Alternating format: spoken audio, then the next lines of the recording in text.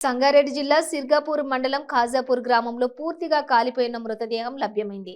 తల్లిని చంపాడన్న కక్షతోటి గోపాల్ అనే యువకుడు ఈ ఘాతుకానికి ఒడిగట్టినట్లుగా పోలీసులు గుర్తించారు.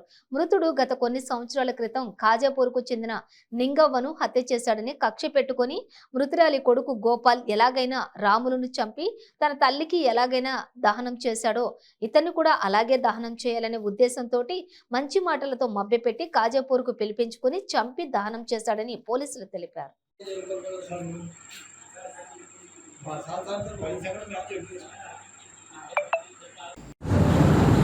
ఈవినింగ్ మాకు ఒక ఫిర్యాదు అందింది.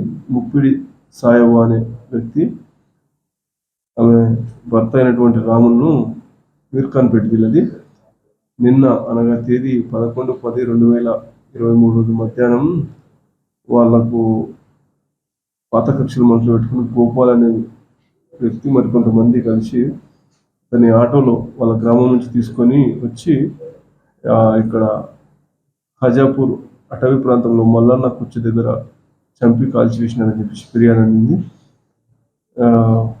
వీళ్ళ మధ్యన కొంచెం పాత కక్షలు ఉన్నాయి. అట్లాగే గోపాల్ వాళ్ళ ఎవరైతే సస్పెక్ట్ చేస్తున్నామో గోపాల్ వాళ్ళ మధ్యన 10 సంవత్సరాల క్రితం నిజాం సాగర్ ప్రాంతంలో లింగవ్వ అనే ఆమెను చనిపోయిన డిసీజ్డ్ ఎవరైతే ఉన్నారో ముప్పిడి రాములు చంపినాడని ఆ విషయం మనసులో పెట్టుకుని అది పాత కక్షలు మనసులో పెట్టుకుని తీసుకొచ్చి చంపి కాల్చివేసినారని చెప్పేసి వాళ్ళ ఫిర్యాదు. దానిపైన కదిర్ పోలీస్ స్టేషన్లో క్రైమ్ నెంబర్ 80/2023 అండర్ సెక్షన్ 363, 201, 323, 34 IPCలో కేసు నమోదు చేసినాము. విచారణ చేస్తున్నాము. విచారణ తర్వాత పూర్తి వివరాలను తెలియజేస్తాం. ప్రస్తుతానికి కేసు నమోదు చేసి విచారణ చేపడతాం.